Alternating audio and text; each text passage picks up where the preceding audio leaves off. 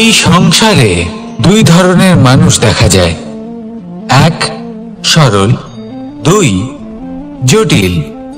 এবার এই যে সরল ব্যক্তি থাকে তাদের এই সমাজ দুর্বল মনে করে। এমনিতে দেখতে গেলে জলও সরল, বায়ুও সরল। ওনারা যেদিকে চাইবেন প্রবাহিত হতে পারেন, এনাদের যে আকার দেবেন সেটাই ধারণ করবেন। কিন্তু এরা বাস্তব রূপ ধারণ করলে তখন কি হয়? এই জল এমন এক ধারায় পরিণত হয় যে অনেক বড় বড় পাথরকে খণ্ডিত করে দিতে পারে। এই বায়ু এমন এক চক্রবাতে পরিণত হয় যা সংসারে বিনাশ ডেকে আনে। তাই যে ব্যক্তি সরল তার সরলতাকে সম্মান করুন, তাকে সম্মান করুন, তাকে ভালোবাসা দিন। আর আমার সাথে ভালোবেসে বলুন, রাধা রাধা। খেলা খেলতে কে না ভালোবাসেন? আমরা প্রত্যেকেই যখন সময় পাই, সুযোগ পাই, তখনই আমরা কোনো খেলা খেলি। খেলার সময় দুই ধরনের মানুষ ওখানে থাকেন, এক যারা অংশগ্রহণ করেন, আর দুই যারা দেখতে থাকেন, যারা দর্শক হয়ে দেখেন, যারা নিজের পক্ষের বিজয়ের ফলে উচ্ছ্বসিত হয়ে থাকেন, পরাজয়ের ফলে শোক পালন করেন, পরামর্শ দিয়ে থাকেন। আর বিজয়ী কে হন? বিজয়ী তিনি হন যিনি অংশগ্রহণ করেন। নির্বাচন আপনাকে করতে হবে, আপনি কি করতে চান? আপনি কি খেলোয়াড় হতে চান, নাকি আপনি দর্শক হতে চান? যদি আপনি বিজয়ের আনন্দ লাভ করতে চান, সেই রোমাঞ্চ অনুভব করতে চান, তাহলে খেলতে হবে। ময়দানে আপনাকে নামতেই হবে। পরাজয়ের সম্ভাবনার ভয়ের সাথে আপনাকে লড়াই করতেই হবে। বিপক্ষের আহ্বানকে স্বীকার করতেই হবে, খেলোয়াড় হয়ে উঠতে হবে। তবেই এই বিজয়ের সম্ভাবনা থাকবে। আসলে কি, দর্শক হয়ে পরামর্শ দেওয়া অত্যন্ত সহজ, ময়দানে নেমে অংশগ্রহণ করা অত্যন্ত কঠিন। আর এখানে যেটা সহজ তা আপনাকে বিজয়ের পথে কখনোই নিয়ে যাবে না। আসুন আমার সাথে ভালোবেসে বলুন, রাধা রাধা। এই সংসারে মানুষ জন্মগ্রহণ করেন, বড় হতে থাকেন, পুরুষার্থ লাভ করেন, অর্জন করেন। অর্জন করা আসলে কি? বেশিরভাগ মানুষ বলেন অর্জন করা অর্থাৎ ধন সম্পত্তি অর্জন করা। আর কি অর্জন করা যায়? আর কি লাভ করা যায়? আসল প্রশ্ন হলো এটাই যে কি এমন আছে যা বাস্তব রূপে অর্জন করার যোগ্য। তা হলো ব্যবহার, জ্ঞান এবং সন্তোষ। কেন? কারণ আপনি যখন এই সংসার ছেড়ে চলে যাবেন, তখন আপনার ধন সম্পত্তি আপনাকে বিদায় জানাতে আসবে না। আপনাকে বিদায় জানাতে আসবে আপনার আপনজন, যাদের সাথে আপনার সুসম্পর্ক ছিল। সমগ্র সংসারে সহস্র মানুষ ধন অর্জন করে থাকেন। শ্রেষ্ঠ মানুষ হলেন তিনি যিনি ব্যবহার, জ্ঞান এবং সন্তোষ অর্জন করে থাকেন, একে সকলের মধ্যে বিতরণ করেন। তাই এটাই করুন, আর আমার সাথে ভালোবেসে বলুন, রাধা রাধা। এই সংসারের আরম্ভ থেকে এখনো পর্যন্ত এবং ভবিষ্যতেও একটা যুদ্ধ আছে যা হয়ে চলেছে, চলতেই থাকবে। পাপ এবং পুণ্যের মধ্যে যুদ্ধ, সত্য এবং অসত্যের মধ্যে যুদ্ধ। এই যুদ্ধ চলেই আসছে। আর এই যুদ্ধে যারা লড়েন তাদের আমরা সবসময় জয় জয়কার করি। আর যারা এই জয় জয়কার করেন তাদের প্রত্যেকের একটা বিশেষ গুরুত্ব থাকে। যখনই কোনো যোদ্ধা যুদ্ধক্ষেত্রে ক্লান্ত হয়ে পড়ে, শক্তিহীন হয়ে পড়ে, তখন এরা জয় জয়কার করে, শঙ্খ বাজাতে থাকে। সেই যোদ্ধাকে অনুপ্রেরিত করে, শক্তি এবং সাহসে ভরিয়ে তোলে। আর তখন সেই যোদ্ধা সেই যুদ্ধকে এগিয়ে নিয়ে যেতে পারে। যখন শ্রীরাম লঙ্কা যাত্রা করার জন্য সেতু তৈরি করছিলেন, তখন একটা ছোট্ট মিষ্টি কাঠবিড়ালি নিজের মুখে মাটির টুকরো বয়ে নিয়ে গিয়ে তার সাধ্যমতো তাকে সাহায্য করছিল। শ্রীরাম দেখলেন এবং বললেন যে ও তো সবার মনোবল বৃদ্ধি করছে, সবাইকে প্রেরিত করছে। ও বলল যে আমি এত ছোট হয়েও যদি এই কাজ করতে পারি, তাহলে আপনারা সবাই কেন পারবেন না? এটাই হলো সেই সকলের মাহাত্ম্য, যারা জয় জয়কার করেন, অনুপ্রেরিত করেন, সাহস যোগান। ওনারা সেই ব্যক্তি যারা একজন যোদ্ধার মধ্যে যুদ্ধকে জয় করার শক্তি প্রদান করেন। আসুন আমার সাথে ভালোবেসে বলুন, রাধা রাধা। বিজয়, বিজয় লাভের জন্য মানুষ কি না করে থাকে,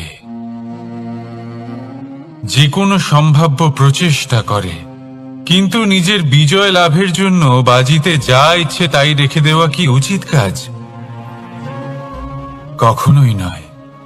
নিজের হারানো সম্মান, নিজের হারানো সম্পত্তি, নিজের হারানো অধিকার ফিরে পাওয়ার শুধু একটাই পথ রয়েছে, আর তা হলো পুরুষার্থ,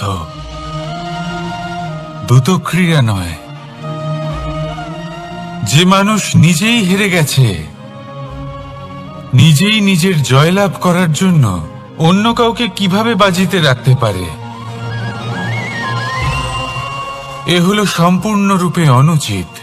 অনেক সময় অনেক ধন লাভ করার জন্য, অনেক সম্পত্তি লাভ করার জন্য আমরা নিজের আসল ধন, আমাদের আপনজন, তাদেরকে হারিয়ে ফেলতেও প্রস্তুত হয়ে যাই। এটা একেবারেই উচিত নয়। যত বড়ই সংকট আসুক না কেন, আমাদের আপনজনদের আমাদের সাথেই রাখা উচিত।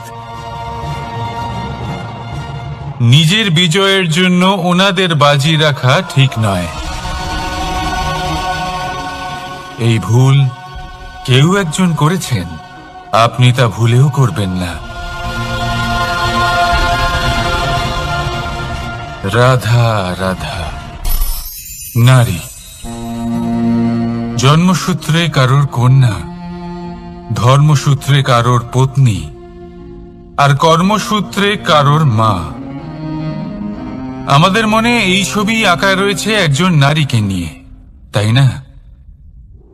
একটা অতুলনীয় ভূমিকা রয়েছে নারীদের আমাদের জীবনে, আর নারী ছাড়া আমরা কিছুই নই।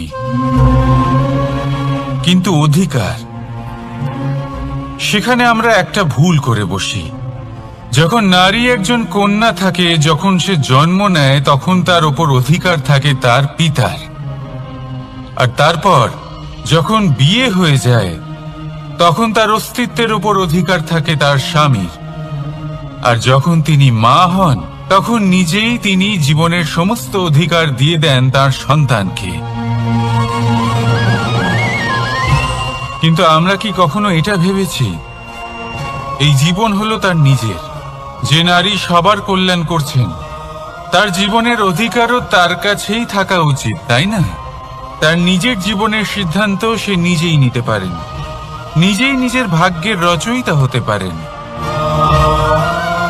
আর এর জন্য আমাদের নিজেদের পাল্টাতে হবে, দৃষ্টিভঙ্গি পাল্টাতে হবে। কারণ এই ধারণা সেটা আজ বা কালকের ব্যাপার নয়, এটা ঘটে চলেছে বহু বছর ধরে আর চলতেই থাকবে যদি আমরা এটা না বদলাই। আর এটা তখনই সম্ভব হবে যখন আমরা নিজেদের মধ্যে পরিবর্তন আনব। তাই আজকের পর থেকে, এই মুহূর্ত থেকে, কোনো নারীর ওপর অকারণ অধিকার স্থাপনের আগে সহস্রবার ভেবে দেখবেন। কারণ যখন নারী নিজের অধিকার কেড়ে নিতে বাধ্য হবেন, তখন শুধু এবং শুধুমাত্র বিনাশই ঘটবে। রাধা রাধা।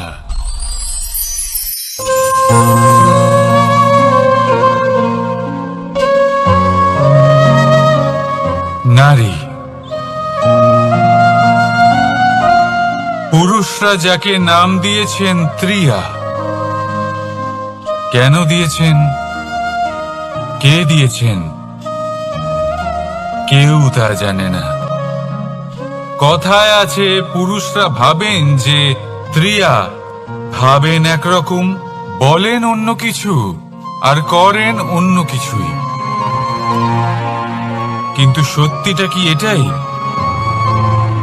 আসল সত্যি হলো এটাই যে ত্রিয়া হলো সেই চরিত্রহীন পুরুষ আর কেউ নয়। সেই পুরুষ যারা নারীকে বলেন যে আপনি হলেন মা, আপনি হলেন দেবী, আপনি হলেন বোন। আর ভাবেন কি? ভাবেন যে এই নারী হলো আমাদের পায়ের ধুলো আর কিচ্ছু নয়। আর কি করেন? ওনাদের মাথায় ওনাদের খোপায় মালা পরিয়ে দিয়ে ভাবেন যে ওনারা হলেন তাদের পায়ের ধুলোর সমান। একজন নারীর সম্মান ভঙ্গ করেন, তাদের দাসী মনে করেন। ভুলবেন না, যত্র নারীয়াস্ত পূজ্যন্তে রমন্তে তত্র দেবতা। অর্থাৎ যেখানে নারীকে পুজো করা হয় সেখানে ঈশ্বর বাস করেন, আর যেখানে নারীকে অপমান করা হয় সেখানে ঈশ্বর এবং ভাগ্য এই দুই রুষ্ট হয়। মনে রাখবেন, যদি নারী কল্যাণকারী হতে পারেন তাহলে নারী মহাচণ্ডী রূপও ধারণ করতে পারেন। যদি একজন নারী মাতা হয়ে জন্মদান করতে পারেন তাহলে নারী মৃত্যু হয়ে বিনাশও করতে পারেন।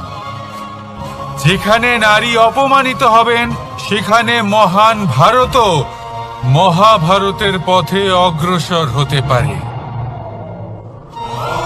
তাই মনে রাখবেন, নারীর অপমান যেন কখনোই না ঘটে। আর যদি কোথাও নারীর অপমান হয় তার অর্থ হলো আপনার বিনাশ আপনার দিকেই আসছে। আর এটা হলো তার প্রথম পদক্ষেপের প্রথম পদধ্বনি। রাধা রাধা।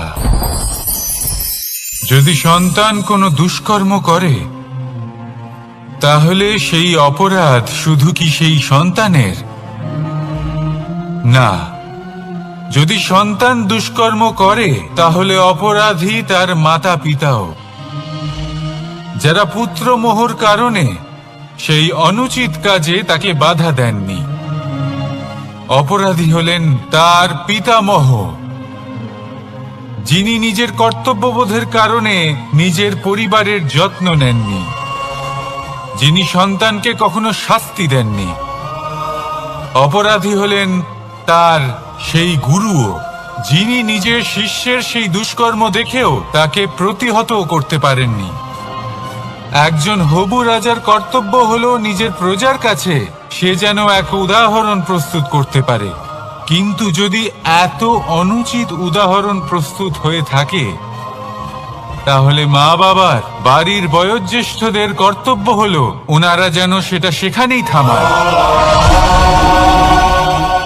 হয় ভালোবেসে নয়তো শাস্তি দিয়ে। যদি না থামানো হয় তাহলে মহাভারত অবশ্যম্ভাবী। অনেক ব্যক্তির মনে একটা প্রশ্ন জাগে আমাকে আর রাধাকে নিয়ে। বলেন যে না আমি আর রাধা একসাথে থাকি, না আমাদের বিয়ে হয়েছে। আমি এখানে দ্বারকাতে, ও ওখানে বর্ষণাতে, তাও এত ভালোবাসা কি করে? এ কেমন সম্পর্ক? আমি তাদের একটা সহজ কথা বলতে চাই। আপনি কখনো আয়নার দিকে দেখেছেন?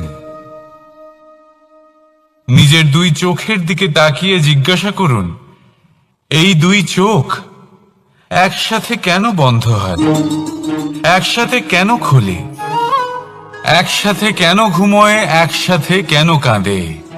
আজীবন কোনো এক মানুষের সাথে সম্পর্ক রাখা অবশ্যই সম্ভব, তাদের সাথে দেখা না করে।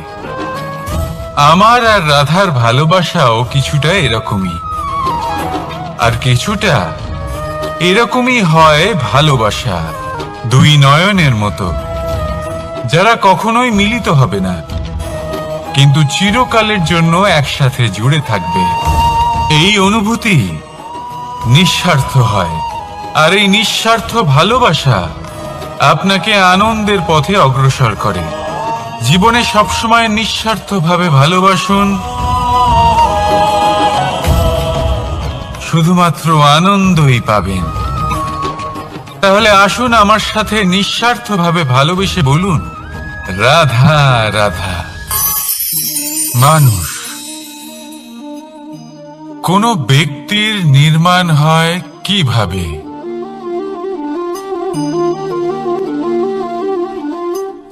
কেউ বলবেন পঞ্চতত্ত্বের দ্বারা, কেউ বলবেন আত্মা, দেহ ও চেতনার দ্বারা, কেউ বলবেন ঈশ্বরের কৃপার দ্বারা, তো কেউ বলবেন এই প্রকৃতির পরীক্ষার দ্বারা।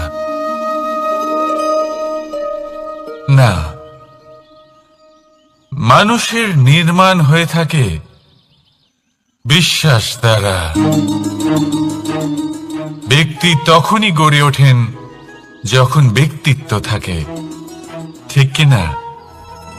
আর ব্যক্তিত্ব তখনই হবে আর সেরকমই হবে যেরকম বিশ্বাস আপনি নিজের উপরে রাখবেন। যদি আপনি মনে করেন আপনি বিষের ন্যায় হবেন, তাহলে আপনি বিষাক্তই হবেন। যদি আপনি এটা মনে করেন যে আপনি অমৃতের ন্যায় হবেন, তাহলে আপনি অমরই হয়ে যাবেন। যদি আপনি নিজের উপরে বিশ্বাস রাখেন যে আপনি সংসারের সব থেকে উঁচু পর্বতের শিখরে পৌঁছতে পারবেন, তাহলে আপনি অবশ্যই পৌঁছবেন। যদি আপনার এরকম মনে হয় যে আপনি এরকম কখনো করতে পারবেন না, তাহলে এরকম কখনোই হবে না। ভেবে দেখবেন, বিশ্বাসের মধ্যেই বিশ্ব বাস করে থাকে। তো আপনার অস্তিত্ব কেন করবে না? যেমন বিশ্বাস আপনি নিজের উপরে রাখবেন, তেমনই আপনি হয়ে উঠবেন। সেই জন্য নিজের উপরে বিশ্বাস রাখুন, আর হ্যাঁ, ভালোবেসে বলুন, রাধা রাধা। শত্রুতা, একজন মানুষ অন্য মানুষের সাথে শত্রুতা করে বসেন। দুজন ঘনিষ্ঠ বন্ধু, এমনও এক সময় আসতে পারে যখন এনারা একে অপরের শত্রু হয়ে ওঠেন। এর অনেকগুলো কারণ হতে পারে, কিন্তু মূল কারণ হল আলোচনা। আগে হ্যাঁ, আপনি যদি কারোর বিষয়ে আলোচনা করেন, তাহলে সে আপনার শত্রু হয়ে যেতে পারে। এবার মনে একটা প্রশ্ন আসতে পারে যে এটা কিভাবে সম্ভব হতে পারে? আলোচনা, এটা তো অত্যন্ত জরুরি। যদি আমি নিজের বন্ধুর খারাপ কাজের বিষয়ে আলোচনাই না করি, তাহলে সে শুধরবে কি করে? এ কথা সত্যি যে আলোচনা আবশ্যক, কিন্তু তার থেকেও বেশি গুরুত্বপূর্ণ এবং আবশ্যক হলো আপনার এই সিদ্ধান্ত। সিদ্ধান্ত এটাই যে আপনার এই আলোচনা কোন স্থানে করবেন। যদি এটা সবার সামনে করবেন ভাবেন, তাহলে তা অপমানও হয়ে যেতে পারে। যদি এটা আলাদাভাবে করেন, তাহলে তা পরামর্শ হয়ে যায়। অপমান কেউ স্বীকার করতে পারেন না, কিন্তু পরামর্শ সকলের ভালো লাগে। তাহলে যদি আপন কারোর জন্য ভালো কিছু চান, কাউকে শুধরে দিতে চান, আর আপনার মনে হয় আলোচনা আবশ্যক, তাহলে সর্বপ্রথম সময়, পরিস্থিতি আর স্থানের কথা মনে রাখবেন। নয়তো এই আলোচনা আপনাকে খুব ভোগাতে পারে। তাহলে আসুন আমার সাথে ভালোবেসে বলুন, রাধা রাধা। আপনার জীবনেও কি সমস্যা রয়েছে? অবশ্যই থাকবে। প্রত্যেকের জীবনেই সমস্যা থাকে। প্রত্যেক মানুষ জিজ্ঞাসাও করেন যে এই সমস্যা আসলে কি আর কেন আসে জীবনে। আপনাকে একটা কথা বলে দিই যে সমস্যা আসলে সেটা নয় যে আপনার পথে বাধা সৃষ্টি করে, বরং সমস্যা হলো সেটাই যেটা আপনি তখন দেখতে পান যখন আপনার একাগ্রতা আপনার পথ থেকে আপনার লক্ষ্য থেকে সরে যেতে থাকে। আর এই সমস্যাগুলি দূর করার জন্য, এর সমাধান করার জন্য একটাই পথ আছে। নিজের সমস্ত ভাবনা আরো একবার একাগ্র করুন নিজের পথের দিকে, নিজের লক্ষ্যের দিকে। আপনার সমস্ত ভাবনা যদি কেন্দ্রীভূত হয় নিজের লক্ষ্যে, তাহলে এই সমস্যা দূরে থাকবে। যদি এরকম না হয়, যদি আপনার মন একটু অন্যদিকে চলে যায়, তাহলে এই সমস্ত সমস্যা আবার সামনে চলে আসে আর বাড়তেও থাকে। দেখুন, যেখানে আপনার লক্ষ্য রয়েছে, বাণ যদি সেখানেই চালাতে হয়, তাহলে দৃষ্টি তো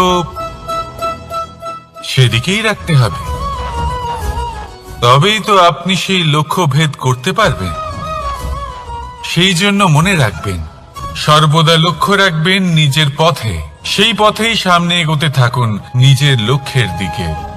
আপনি যত সামনে এগোতে থাকবেন, এই সমস্যা তত পিছিয়ে যাবে।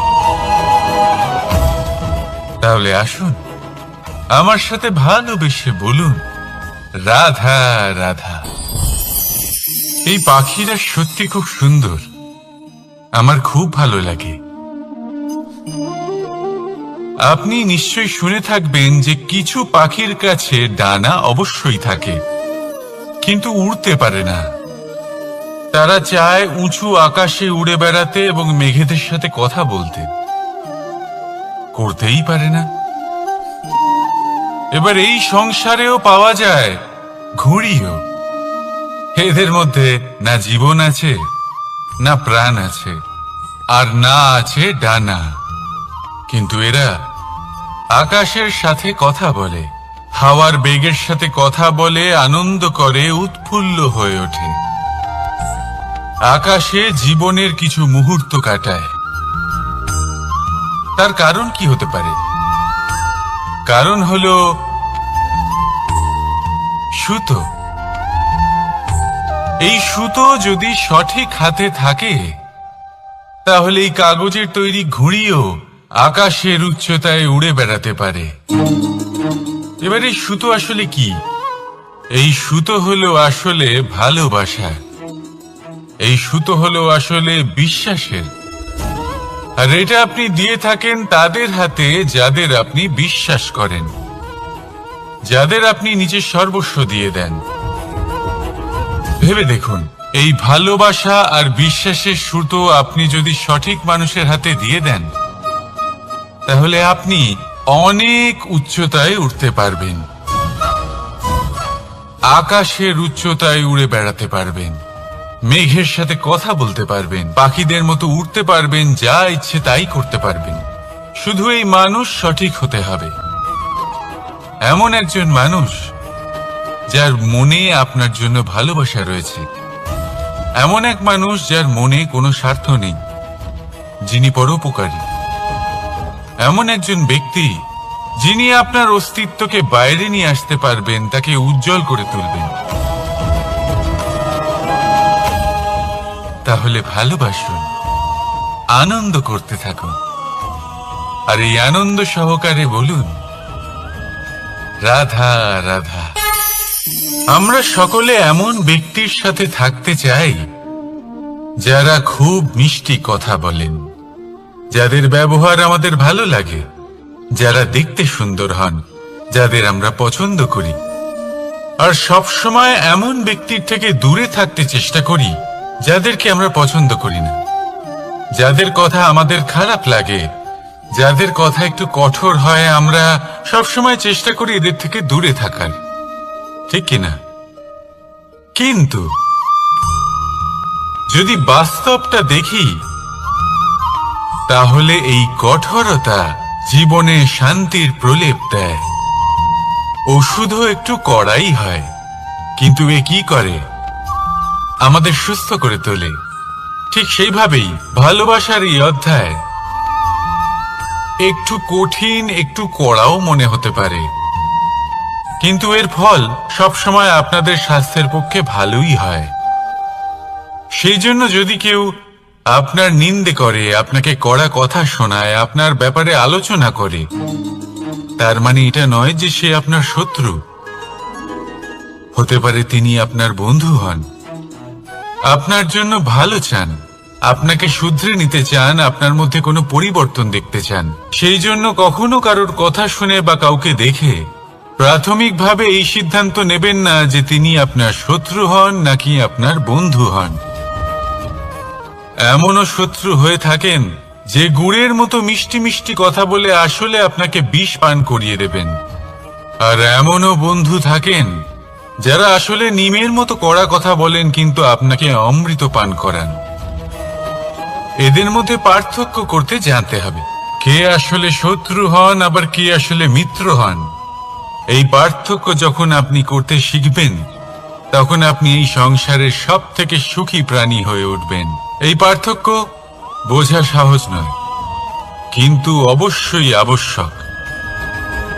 রাধা রাধা। অসুখ। এমন কোন মানুষ আছেন এই সংসারে যার অসুখ করে না? প্রত্যেক মানুষ কখনো না কখনো অবশ্যই অসুস্থ হয়েছে, তার এই শরীর রোগের শিকার অবশ্যই হয়েছে। এবারে দেখুন, এই রোগ আসে আবার এই রোগ চলেও যায়, কিন্তু সেই রোগ আমাদের কষ্ট দিতে কেন সক্ষম হয়? কারণ হলো স্বচ্ছতা। যদি এই স্বচ্ছতা শরীরে না থাকে তাহলে মানুষকে শারীরিক কষ্ট পেতেই হবে। ঠিক সেইভাবেই অত্যন্ত প্রয়োজনীয় হলো এই স্বচ্ছতা যেন মনেও থাকে। যদি এই স্বচ্ছতা মনে না থাকে তাহলে মানুষ চারিত্রিকভাবে কষ্ট সহ্য করেন। এবারে নিবারণ কি হতে পারে? বড়ই সহজ এর উপশম।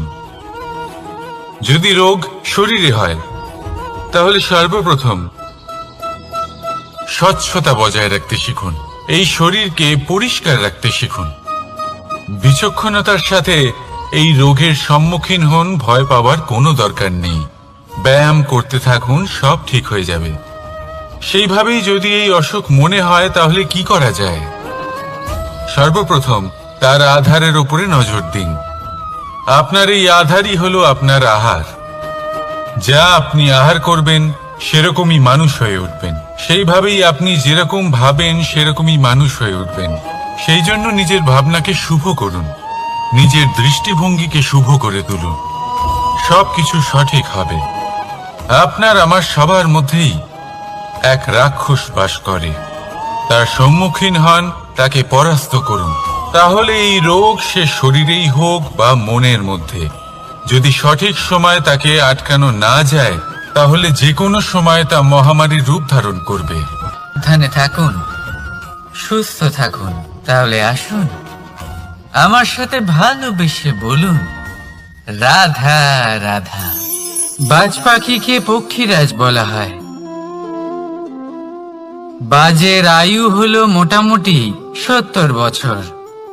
এবার 40 বছর হতে হতেই ওদের পালক লম্বা এবং ভঙ্গুর হয়ে যেতে থাকে, ঠোঁট বেঁকে যায়, ডানা ভারী হয়ে যায়, অর্থাৎ আগের মতো উড়তে পারে না, সেই শক্তি থাকে না।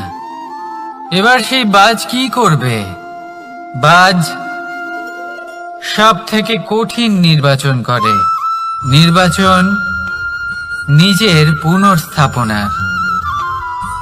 সর্বপ্রথম একটা বিশাল পর্বতে যায়, একান্তে নিজের এক বাসস্থান তৈরি করে, আর তারপরে পাথরের সাথে নিজের ঠোঁট বারবার আঘাত করতে করতে সেই ঠোঁট ভেঙে ফেলে।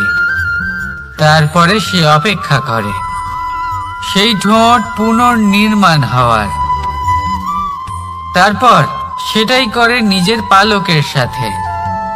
তারপরে নিজের ডানা থেকে এক এক করে ভারী পালকগুলো ছিঁড়ে ফেলে দেয়। আর তারপর 150 দিনের এই যন্ত্রণা সহ্য করার পরে ও ফিরে পায় নিজের উড়বার অনন্য ক্ষমতা, সেই শক্তি। আর তারপরে ও জীবনের পরবর্তী 30 বছর বাঁচে। কি বুঝলেন আপনি? যদি ইচ্ছে শক্তি থাকে তাহলে একজন দুর্বলও শক্তিশালী হতে পারে।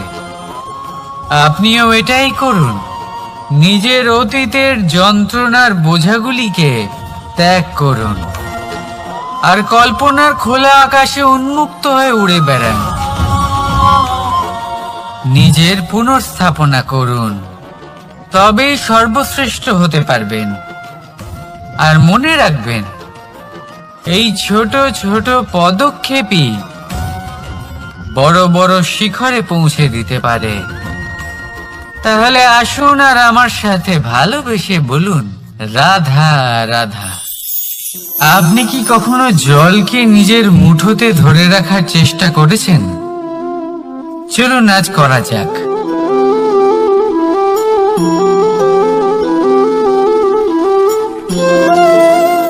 যদি আপনি নিজের মুঠো জোরে বন্ধ করেন,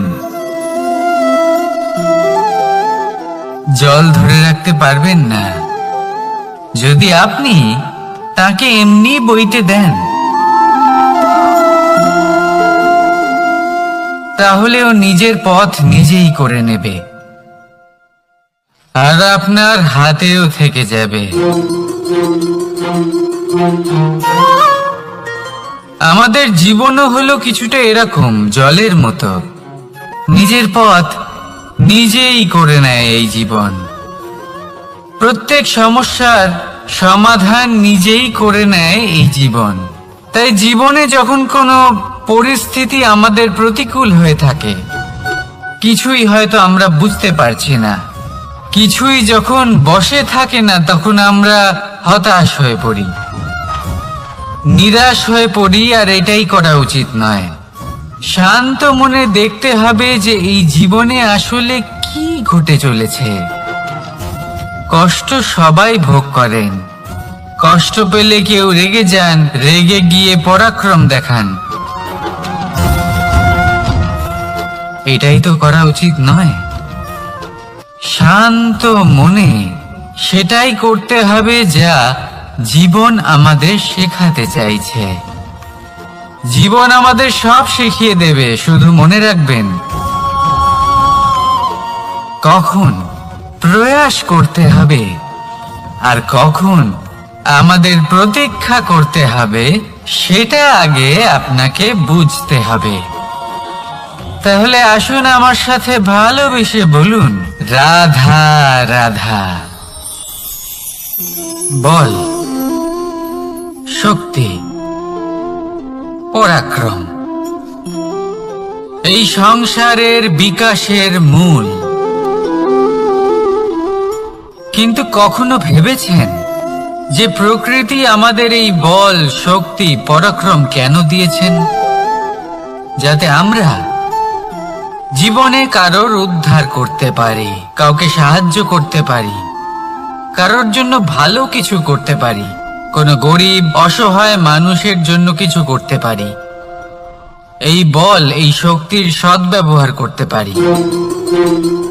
কখনো দেখেছেন এমন মানুষ যার কাছে অসীম শক্তি আছে, কিন্তু তার সাথেই অসম্ভব অহংকারও রয়েছে, যিনি নিজেকে সর্বশ্রেষ্ঠ বলে মনে করেন, খারাপ কাজও করেন।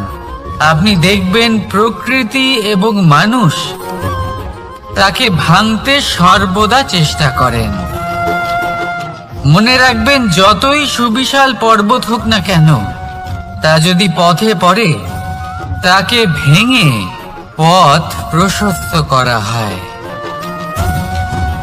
যদি আপনার কাছে বল থাকে, শক্তি থাকে, পরাক্রম থাকে, তাহলে তার সদ্ব্যবহার করুন, কাউকে সাহায্য করুন, কাউকে রক্ষা করুন। যদি আপনি আপনার শক্তির দুর্ব্যবহার করেন, তাহলে মনে রাখবেন আপনি নিজের বিনাশ নিজেই আমন্ত্রণ করছেন। এবার বল অর্জন করার পরে, শক্তি অর্জন করার পরে, আপনি নিজেকে বিনাশ করতে চান নাকি এই সংসারের উদ্ধার করতে চান? সিদ্ধান্ত আপনার। রাধা রাধা। মানুষ আর ধন, এই দুইয়ের মধ্যে সম্পর্ক খুব ঘনিষ্ঠ।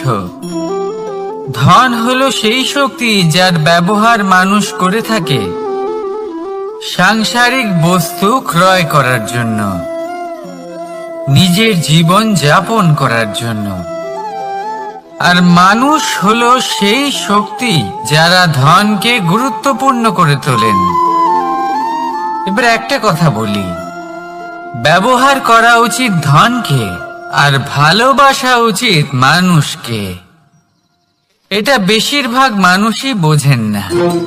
মানুষ এখানেই সব থেকে বড় ভুল করে বসেন। তারা ভালোবাসেন ধনকে আর ব্যবহার করেন মানুষকে। এ হলো অনুচিত। দেখুন, আপনি একটা সূচের দ্বারা যুদ্ধ করতে পারবেন না, আর কোনো তলোয়ার দ্বারা বস্ত্র সেলাই করতে পারবেন না, তাই না? কোনটা কিসের জন্য হয় সেটা বোঝা অত্যন্ত জরুরি। আপনিও সঠিক দিকে অগ্রসর হন। মানুষকে ভালোবাসুন আর ধনকে ব্যবহার করুন। যদি আপনি মানুষকে ব্যবহার করেন, তাহলে আপনি ভালোবেসে ফেলবেন ধনকে। আর এই ভালোবাসা ধীরে ধীরে পরিণত হবে লোভে, আর ধীরে ধীরে এটা আপনাকে বিনাশ করে দেবে। তাহলে সমস্ত মানুষকে ভালোবাসুন আর এইভাবে ভালোবেসে বলুন, রাধা রাধা। সাফল্য কে না চান? সাফল্য লাভ করার, শিখরে পৌঁছানোর আলাদাই একটা আনন্দ রয়েছে। আর আপনজনদেরও কে না চান? প্রত্যেক মানুষ চান যেন জীবনে তার কোনো আপনজন থাকে, যারা সব সময় তাদের সাথে থাকবে। কারণ আপনজনের সাথেই তো সাফল্যের আনন্দ সব থেকে বেশি পাওয়া যায়। কিন্তু আসলে কি হয়, অনেক সময় সাফল্যের খোঁজে সেই পথে চলতে চলতে আমরা আপনদের থেকে দূরে চলে যাই। না চাইতেও দূরে চলে যেতে হয়, ওনাদের সাথে সময় কাটাতে পারি না। আর আমরা ভুলে যাই যে সাফল্যের আসল আনন্দ আপনজনদের সাথেই পাওয়া যায়। সফল হওয়ার পরে আপনদের সাথে দেখা হলে তাদের চোখে আমাদের জন্য যে আবেগ থাকে, যে সম্মান, যে প্রেম থাকে, সেটাই হলো আসল পুরস্কার। আমরা সেই কথা ভুলে যাই এবং একা হয়ে পড়ি। বেশিরভাগ সময় এটাই হয়। বেশিরভাগ সময় সফল মানুষগুলি একা হয়ে যান। এবার আপনি কি চান? আপনি অসফল হয়ে দিনগুলি একাকিত্বে কাটাতে চান, নাকি সফল হয়ে আপনজনদের সাথে আনন্দে থাকতে চান? সেই সিদ্ধান্ত আপনার। সাফল্যের পেছনে ছুটুন, নিজেকে উজাড় করে দিন, কিন্তু আপনজনদের সঙ্গ ত্যাগ করবেন না। সেই আপনজন যারা আপনার সাফল্যের জন্য দায়ী, সেই আপনজন যিনি আপনার সাফল্যে আনন্দ পান, সুখ লাভ করেন, তাদের কখনো ত্যাগ করবেন না। আসুন আমার সাথে ভালোবেসে বলুন, রাধা রাধা। ভগবান আর ভক্ত যখন একাকার হয়ে যায়, যখন ভক্ত তার ভগবানের প্রতি এবং নিজের জীবনের উদ্দেশ্যের প্রতি সম্পূর্ণরূপে সমর্পিত হয়, তখন জন্ম নেয় ভক্তি। এই সংসারের সমস্ত আশা হয়তো আপনার সঙ্গ ত্যাগ করে দিতে পারে, তখনও ভক্তি সাথে থাকবে। ভক্ত আর ভগবান যখন একাকার হয়ে যায়, তাদের মধ্যে কোনো পার্থক্য থাকে না। তারা এক হয়ে যায়, এক ব্যক্তিত্ব, এক অস্তিত্ব। সেই জন্য কখনো জীবনে যে কোনো রূপেই, যে কোনো প্রকারেই, যে কোনো ঈশ্বরকে মান্য করুন। মনের মধ্যে শ্রদ্ধা ভাব জাগ্রত করুন, মনে ভক্তি ভাব জাগ্রত করুন। এই সমগ্র সংসারে সব কিছু আপনাকে ছেড়ে চলে গেলেও তখনও এই ভক্তি শুধুমাত্র আপনার উত্থান ঘটাবে। তাই মনে ভক্তি জাগ্রত করুন আর আমার সাথে ভালোবেসে বলুন, রাধা রাধা।